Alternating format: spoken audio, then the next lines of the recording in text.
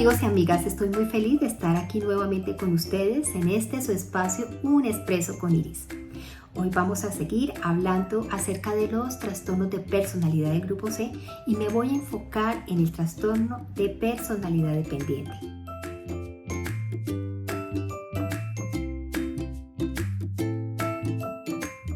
Pero antes quiero invitarlos a que se suscriban a mi canal, que activen la campanita para que reciban el material que voy publicando y que participen activamente.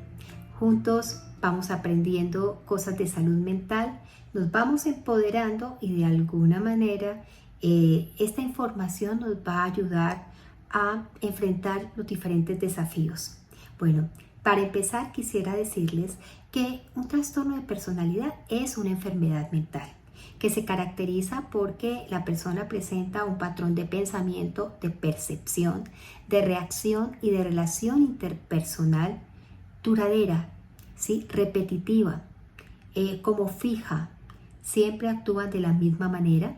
Esto va a provocar angustia, va a provocar problemas interpersonales y en algunos momentos se puede llegar a desencadenar otro tipo de trastornos psiquiátricos como serían trastornos depresivos, trastornos de ansiedad, trastornos de la conducta alimentaria, trastornos por abuso de sustancias psicoactivas. Lo que quiero decirles es que lo que marca que haya un trastorno de personalidad es el grado de funcionamiento. Su manera de ser, que es fija, que es repetitiva, que es constante y que es maladaptativa, pues le va a generar problemas a esta persona, le va a generar sufrimiento y va a tener problemas en su calidad de vida y en su funcionamiento global. Todos tenemos unos rasgos de personalidad que nos definen, por supuesto, pero la mayoría de las personas pues funcionamos adecuadamente en los campos del amor, en los campos académicos, en los campos laborales, tenemos una cantidad de expectativas en la vida y no presentamos un trastorno de personalidad. Pero cuando se da, es importante identificarlos a tiempo y buscar ayuda profesional porque para esto hay ayuda profesional.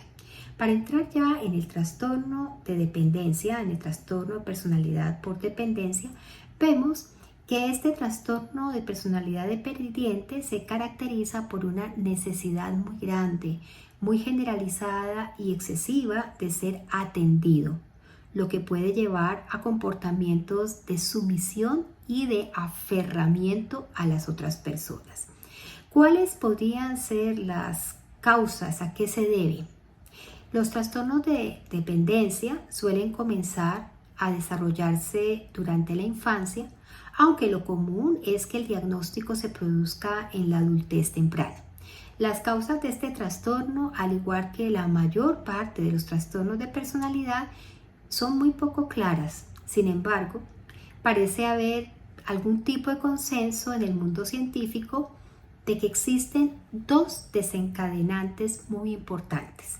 En primer lugar, serían los factores genéticos hereditarios, donde se ha visto que muchos estudios muestran que hasta el 60% de las personas con trastorno de dependencia tienen antecedentes familiares.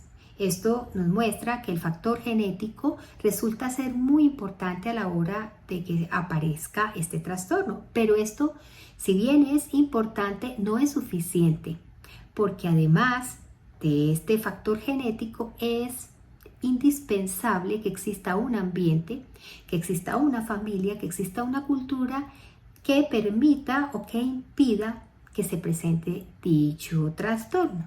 Entonces vemos como algunos factores sociales y educativos, que serían el segundo punto, cumplen un papel muy importante. Se cree que la educación recibida en la infancia es la posible causa de que en un momento dado se llegue a desarrollar este trastorno. Estas personas dependientes por lo general han tenido unos padres que también son dependientes, son inseguros, son ansiosos, son muy sobreprotectores, lo que implicaría una forma de maltrato infantil porque no permite que los niños desarrollen su autonomía y desarrollen habilidades para desempeñarse en la vida. Y estos padres tan inseguros les han estimulado a estos hijos les han dado la idea de que ellos no son capaces de valerse por sí mismos y no les han permitido desarrollar una vida independiente. En este tipo de educación se resaltan peligros potenciales de las decisiones adoptadas por la persona cuando ya crece, ¿verdad? Esto va a generar a una actitud pasiva, una autoestima baja, donde el dependiente no quiere salir de una zona segura de protección, de acompañamiento, de que los otros decidan por él, y busca que la otra persona se encargue de él, tome decisiones y asuma pues todos los riesgos en su lugar. Esto suele ser bastante complejo pues a la hora de vivir con una persona que tiene un trastorno de personalidad dependiente.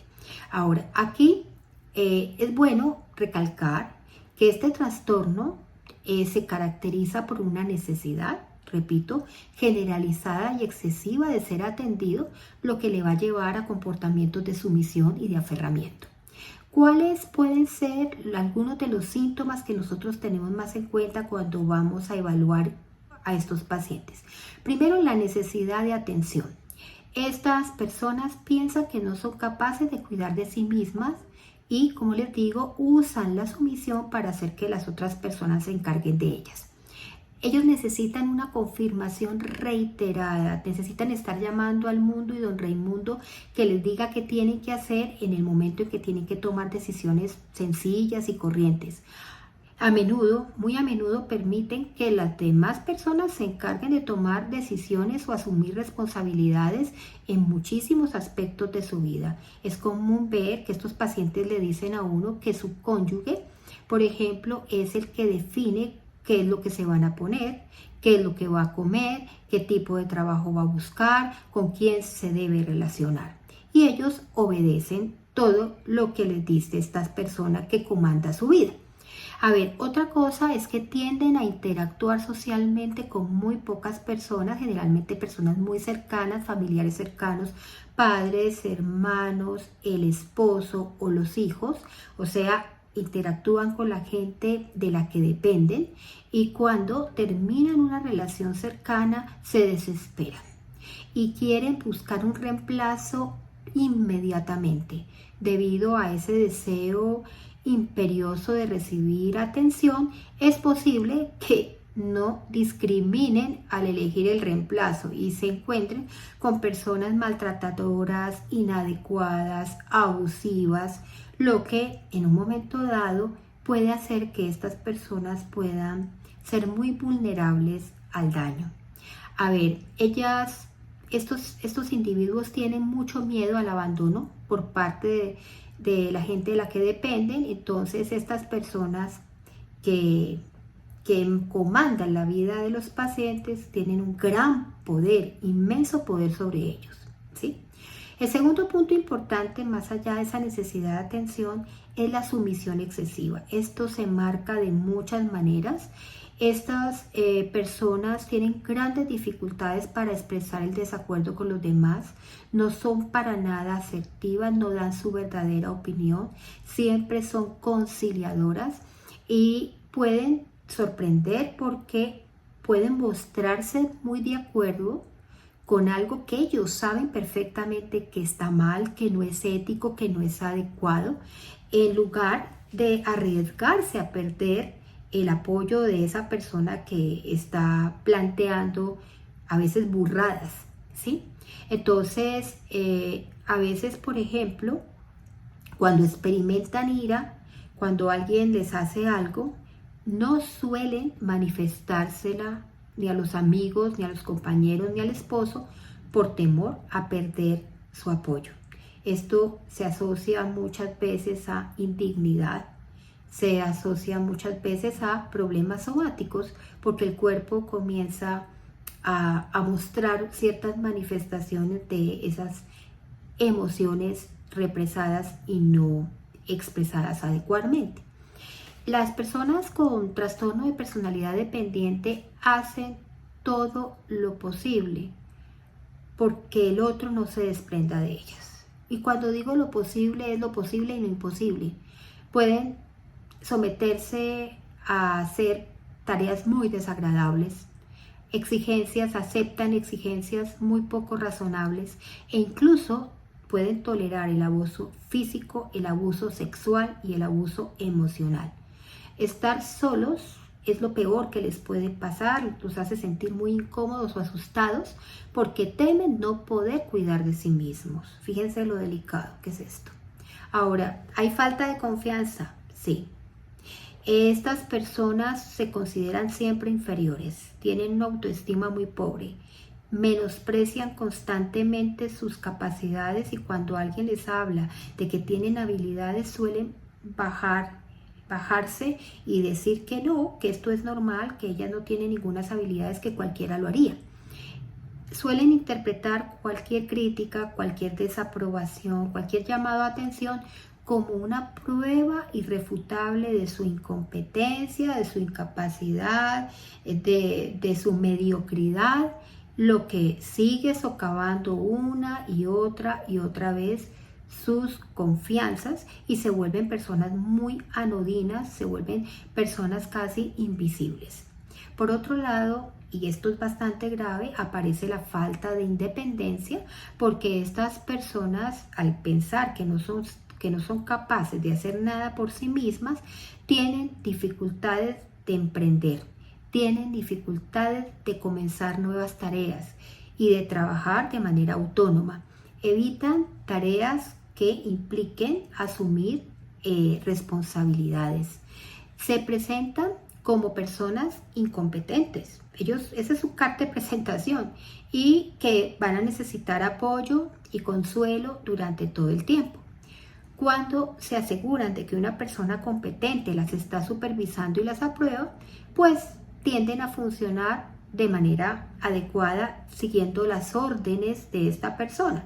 O sea, son muy buenos subordinados, es decir, hacen lo que el otro les dice que hagan, así sea algo que ellos consideran que es indigno, que es inadecuado, que es exagerado, no se quejan, no se rebelan, no exigen sus derechos, porque todo esto podría implicar pues perder ese apoyo y esa seguridad. Entonces, pues debido a todo esto, las carreras profesionales se ven afectadas negativamente. Son personas que sí, trabajan ahí durante mucho tiempo en el mismo trabajo, no las ascienden, no son líderes, perpetúan su dependencia porque tienden a no aprender habilidades para llevar a cabo una vida independiente. Ellos no son inquietos, por ejemplo, por decir, yo quiero mejorar esto, yo quiero ser más autónomo. No, ellos prefieren quedarse donde están en ese lugar porque piensan que definitivamente nada hará, tienen una mentalidad fija, que nada hará que las cosas cambien, que ellas son así, que ellas son incompetentes y así se van a quedar. Entonces fíjense que estos datos son muy importantes: la falta de independencia, la falta de confianza, la sumisión excesiva y la necesidad de atención. Y dentro de todo esto aparece algo que nosotros llamamos los criterios diagnósticos, que nos permiten a nosotros los psiquiatras saber que estamos frente a una persona que tiene un trastorno de personalidad dependiente. Y el DSM-5 habla de unos síntomas y unos signos que uno debería evaluar en el momento que está tratando de definir qué le pasa a ese paciente. Entonces, ¿cuáles serían los criterios que consideran típicos del trastorno dependiente de la personalidad? Lo primero, tener dificultades para tomar decisiones cotidianas si no se reciben una cantidad exagerada de consejos o de garantías de las personas de las que se depende. Ese es el primer punto. O sea, no se toman decisiones cotidianas si no es con apoyo y compañía de otras personas. Segundo, quieren que las otras personas sean responsables de todos los aspectos de su vida. Eso implica pues una carga muy pesada para el esposo o la esposa que los acompaña, porque de alguna manera algo que inicialmente se puede ver como pues agradable, el hecho de que sea una persona complaciente, siempre amable, siempre dispuesta, siempre sumisa, etcétera, en un momento dado cuando el tiempo pasa se dan cuenta de que es una carga muy grande para ellos porque no son responsables, no se hacen responsables de nada, no quieren hacer nada, quieren que todo se los haga, no asumen una posición, no tienen criterio para ayudarle a su pareja a tomar decisiones importantes en la vida.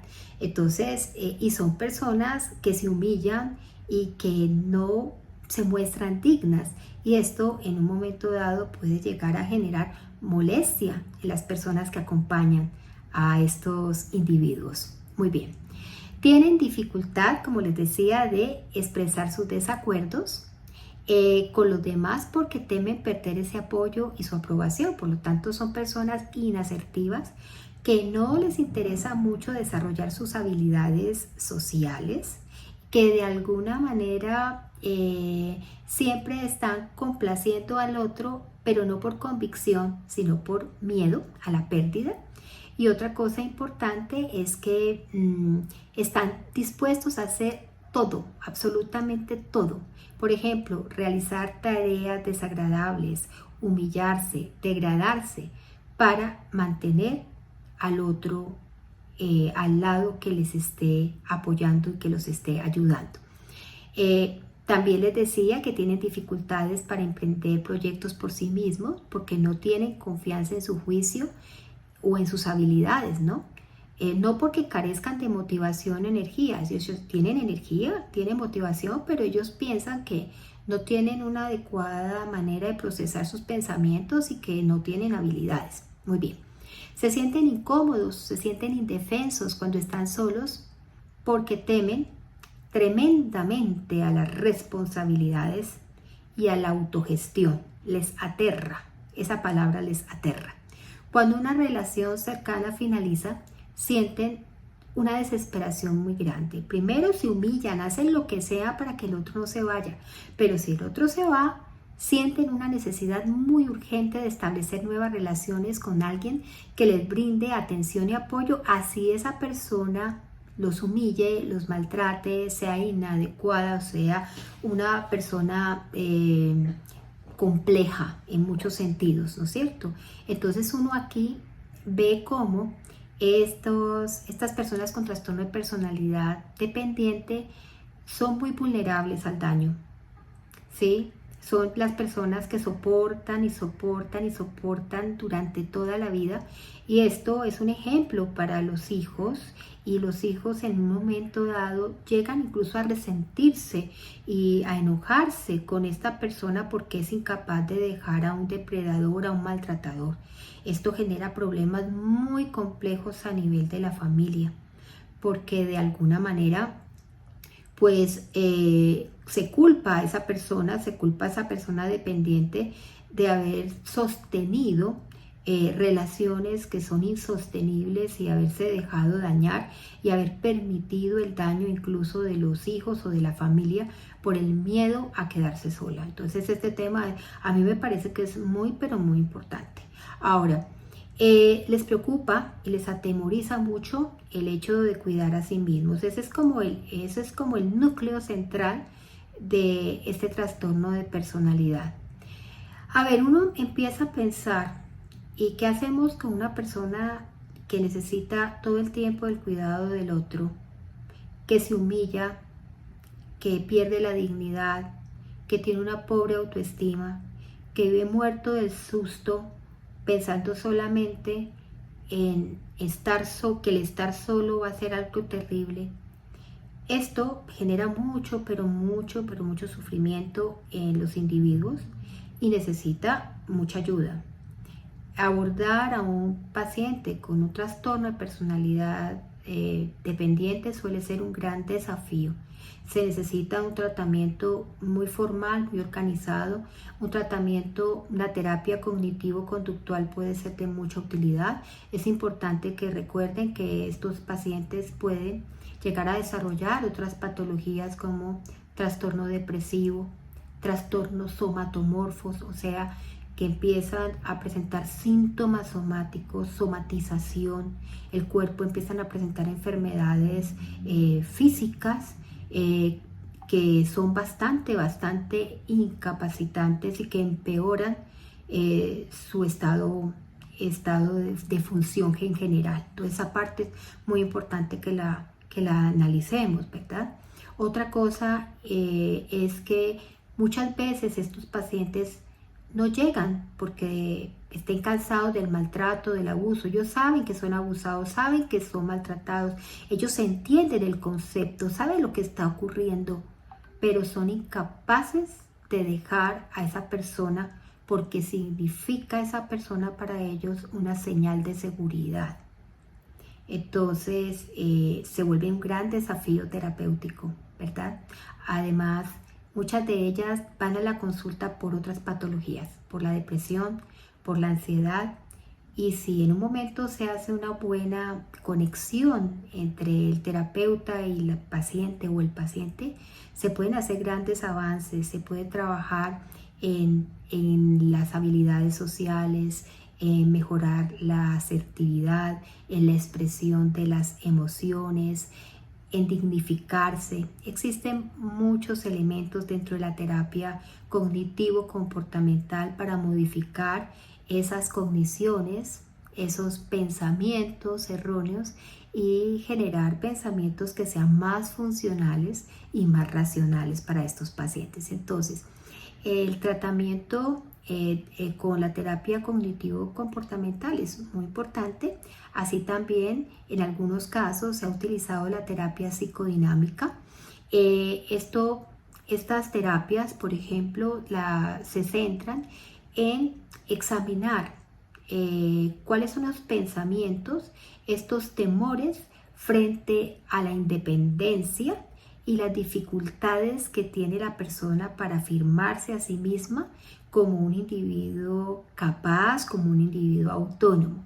Esto es muy importante porque al modificar ciertos pensamientos y ciertos errores cognitivos que se han adquirido con el tiempo, pues podemos hacer que este paciente sea mucho más funcional, exprese lo que quiere realmente, pueda tener una vida mucho más autónoma, que le permita realmente disfrutar de lo que ella es y tener un excelente autocuidado.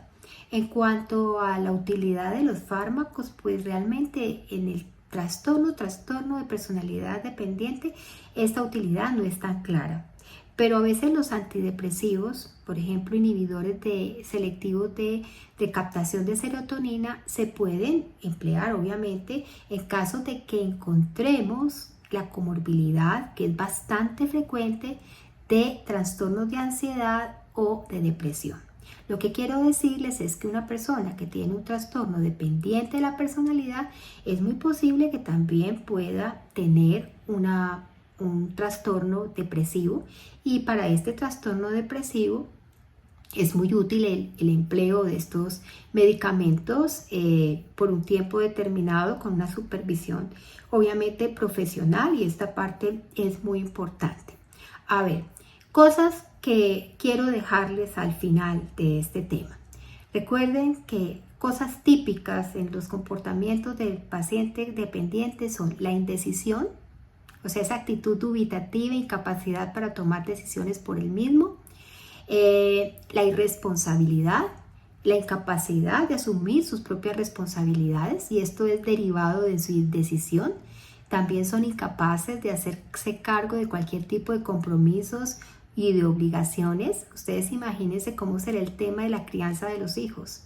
Aquí es una tela bastante grande para cortar, ¿verdad? El tema de la timidez. Estas personas no se atreven a discrepar o a mostrar su desacuerdo. Su falta de autoconfianza les hace verse inseguros y sentirse inseguros, por lo que no consiguen reafirmarse en contraposición con otras personas. También otra cosa que es muy frecuente en ellos es la falta de iniciativa, ¿no? Tienen dificultad para hacer las cosas a su propia manera, porque todo el tiempo tienen que seguir directrices de otra persona. Del mismo modo, también les es muy complejo iniciar tareas o proyectos, como ya les había dicho. Algo que se puede ver horrible, visto desde afuera, es la sumisión y el servilismo. Como consecuencia de ese deseo desesperante por agradar o por ser aceptado, ya les dije que pueden aceptar cualquier cosa. No se reafirman, no confrontan los deseos de las otras personas, dejan que los otros los manejen por miedo a verse abandonados. También hay un miedo horrible a la soledad. Hay una necesidad constante de protección y siempre aparece en ellos ese miedo anticipatorio al abandono.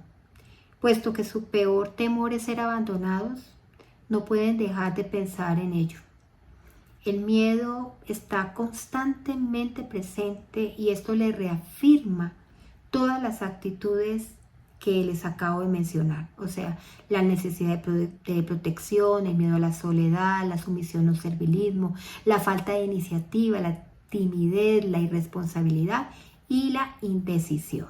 Entonces, a ver, yo creo que aquí es muy importante que tengamos en cuenta de que no es un trastorno tan infrecuente, que estas características no solamente dañan al paciente, sino que dañan a la familia, a los hijos de las personas que tienen este trastorno, porque no suelen ser unos buenos modelos a seguir. Y estas personas, pues cuando acuden a terapia, tratan de solucionar otros problemas que no son de su dependencia. Evitan hablar de eso. Entonces ellos evitan, aunque quizá en algunos momentos no son conscientes de su auténtica problemática, sino que se centran más en otros signos como la depresión, la ansiedad o las dificultades para relacionarse. Una vez hemos identificado el trastorno por dependencia, la mejor manera de abordarlo es mediante la psicoterapia, como ya les dije. Y ya les repito que la terapia cognitivo-comportamental ha resultado ser como la más eficaz forma de abordar estos pacientes, ¿no? Mediante las técnicas comportamentales le vamos a ayudar a vencer muchos de esos temores y limitaciones, así como se les ayuda a establecer relaciones enriquecedoras y sanas con otras personas sin que haya el objetivo del cuidado detrás. Y otra cosa es el cambio de ciertas actitudes o comportamientos que mantienen el problema. Por eso les digo que merece la pena que conozcamos que esto existe, que estos patrones de comportamiento que nos llevan a sentirnos miserables podemos abordarlos, podemos tratarlos, podemos mejorarlos. La terapia grupal también puede ser de mucha utilidad porque con este tipo de intervención los pacientes pueden potenciar sus relaciones interpersonales, mejorar sus habilidades sociales, sentirse cómodos con otros individuos y esto les permite ver que hay personas que tienen miedos parecidos y esto les ayuda a normalizar su autopercepción. Entonces, yo creo que hay varios puntos a tener en cuenta aquí y el más importante es que no podemos atacar algo que no conocemos. Entonces es muy importante estar muy atentos a cómo nos comportamos en la cotidianidad, cómo nos comportamos con los otros, cómo defendemos o no defendemos nuestros valores, nuestros ideales, nuestras cosas. Si esto se ve afectado por el temor a ser abandonado, si esto se ve afectado por la idea implícita de que yo no sirvo para nada, que soy una porquería, es muy probable que esté presentando un trastorno de personalidad por dependencia y es muy probable que te beneficies o que se beneficie la persona de una ayuda psicoterapéutica. Un abrazo muy grande, espero verlos en otra oportunidad y deseo sus comentarios, de pronto inquietudes y experiencias al respecto. Esto puede ser muy valioso para nuestra comunidad. Hasta pronto.